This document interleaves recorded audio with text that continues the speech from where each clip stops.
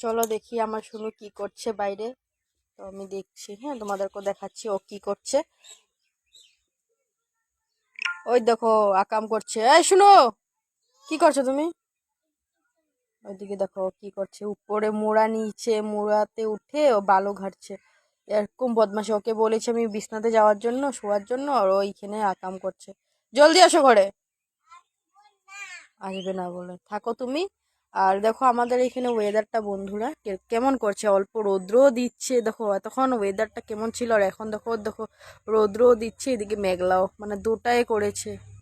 আর ঠান্ডাও পড়েছে, ভাল লাগছে না। জলদি আসো।